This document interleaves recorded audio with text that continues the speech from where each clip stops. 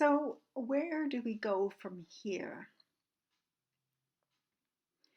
Apart from the challenges that we face with the current climate crisis, there are a number of issues that we can no longer ignore. Uh, Plastics have started to become an awareness of the problems with single-use plastics has become uh, to be a thing. I think the pandemic has really slowed a lot of this stuff down. It's made it harder to gather, to rally around some of these issues like climate change. We've seen an increase really in plastic uses since the beginning of the pandemic.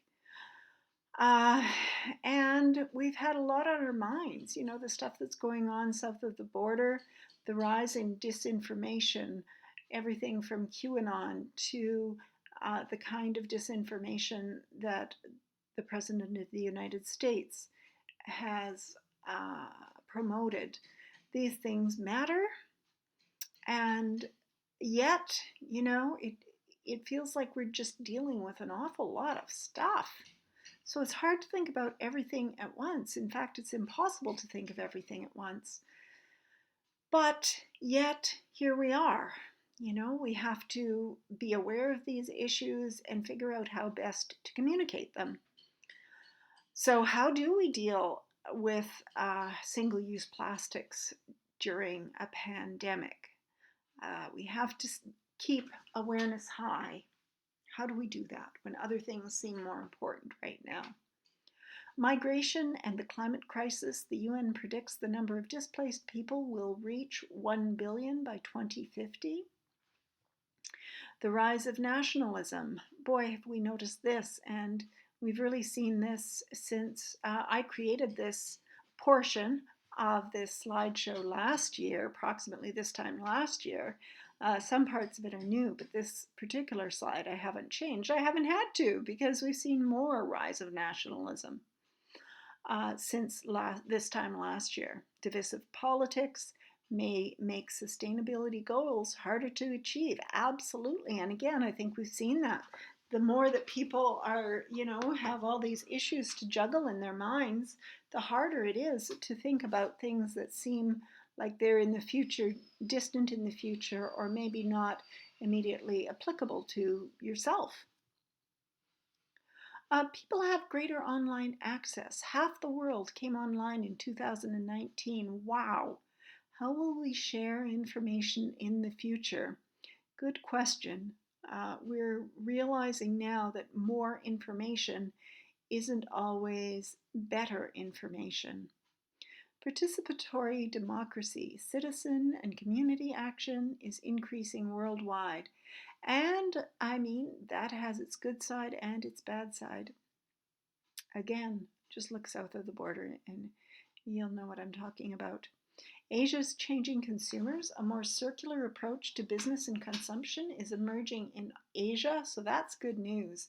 I think that we all need to think about how we can incorporate aspects of a circular economy into our society. Biodiversity. The extinction rate of species is now thought to be about 1,000 times the natural rate. A few more considerations. Climate change impacts on existing economic systems, such as drought, fire, hurricanes, typhoons, sea level rise, etc. These carry on. The wildfires in California, the wildfires in Australia. These are ongoing issues. And 2020 turned out to be one of the hottest years on record yet again. So there we go. Soil degradation. Continuing soil degradation remains a serious threat to future food security. We need to start thinking outside of the box. We continue to degrade soils, yet the science is there. There are ways to replenish soil, and there are ways to create healthy soil ecosystems. It's only the will that we are lacking. Decreasing fresh water supplies. Yeah, so for a country like Canada that has traditionally had a plethora of fresh water, we have to start being aware that this is not infinite. Uh, like the passenger pigeons, fresh water is not infinite. Uh, for anyone who's hiked the backcountry in Canada, you might know that the glaciers that we primarily get our water supply from are shrinking and shrinking quickly. How can we stop or at least slow down that those declining water supplies? Declining insect populations. Over 40% of all insects are declining and a third are endangered.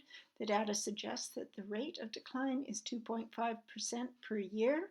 Not really surprising when we think about the vast use of pesticides in our societies and within our culture. How can we manage things like crops and at the same time respect our insect populations? Declining ocean health, the acidification of oceans, and rising ocean temperatures are definitely a problem that we are going to have to deal with sooner rather than later. So the bad news is that we have a lot of stuff that we got to get our act together on. The good news is that most of these quote problems that we have are problems largely of our own making. If we can do this stuff, we can also undo it. Uh, we simply often lack the political will, and that is ultimately the problem. Now, as communicators, I really feel strongly that we have a special role to play here. We have the power to communicate and to communicate the importance of issues as well as to communicate solutions of these issues.